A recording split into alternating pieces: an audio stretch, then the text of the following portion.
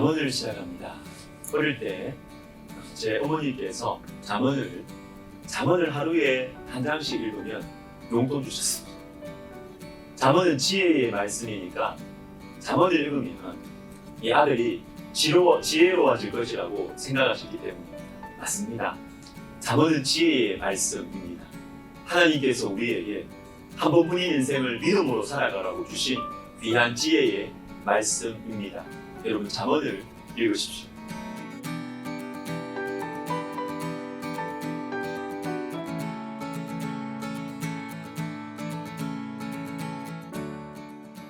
잠언 1장은 잠언 전체를 바라보는 렌즈와 같습니다. 크게 두 가지를 살펴보기를 원하는데 둘 다 지혜를 대하는 우리의 자세에 대한 것입니다. 먼저 지혜는 사랑의 대상이에요. 사랑의 대상. 10절을 보십시오. 내 아들아, 악한 자가 너를 뺄지라도 따르지 말라.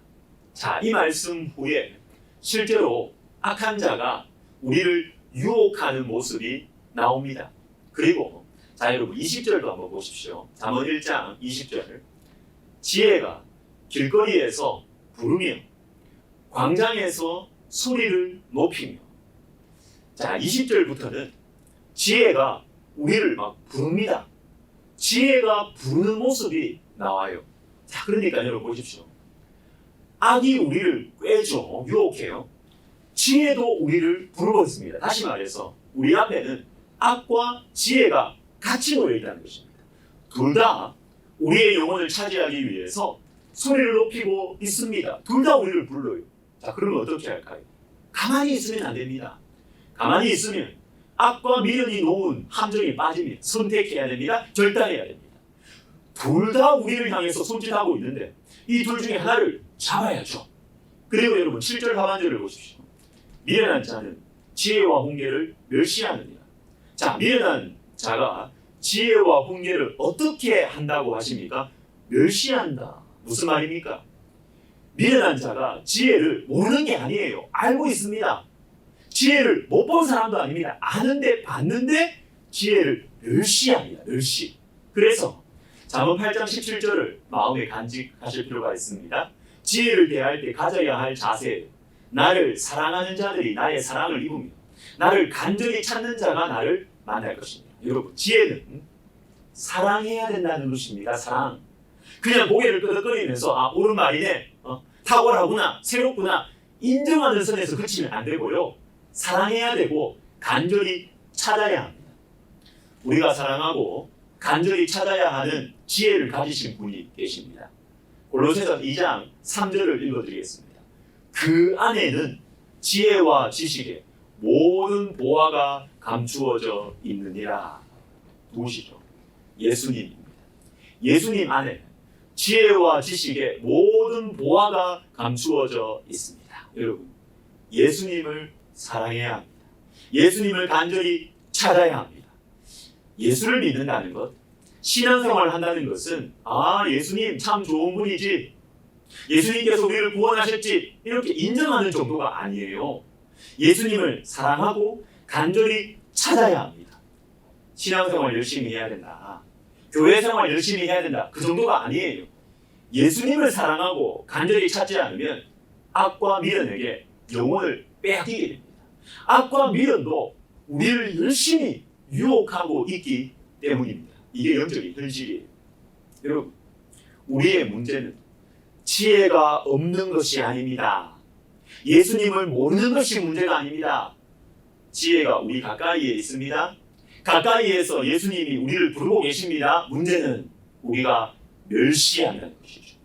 지식 그 자체, 말씀 그 자체이신 예수님에 대해서는 여러분 우리가 이해하고 분석하고 고개 끄덕거리는 정도가 아니라 사랑해야 합니다. 간절히 찾아야 하는 것입니다. 자, 한 가지 더 봅시다.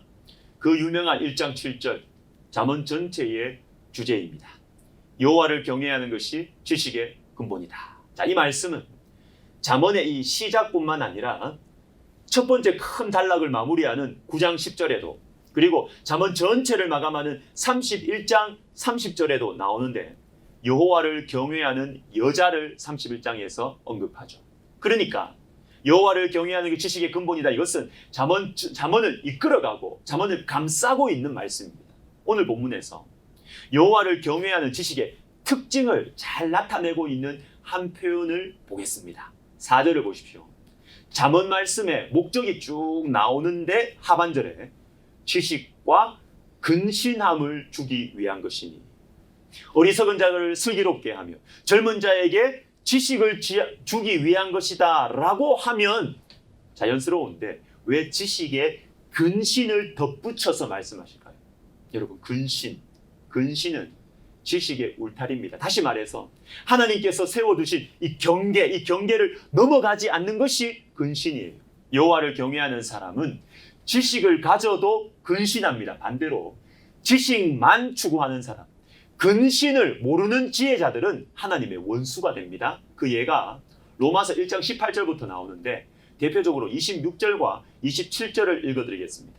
그들의 여자들도 순리대로 쓸 것을 바꾸어 영리로 쓰며 그와 같이 남자들도 순리대로 여자 쓰기를 버리고 서로 향하여 음욕이 불릴 듯하며, 자, 순리대로 쓸 것을 영리로 쓴다. 자, 이 말씀이 바로 근신을 상실한 지식의 모습이죠.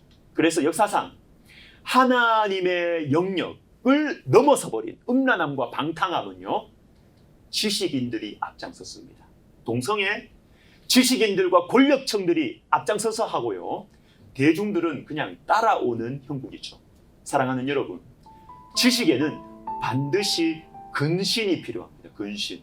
우리가 하나님을 경외하는 마음으로 지식을 추구해야 합니다. 근신이 없는 지식은 인간을 망하게 하는 것입니다. 기도하겠습니다.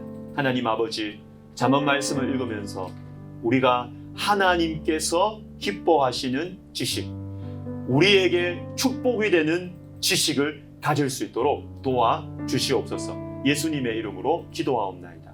아멘.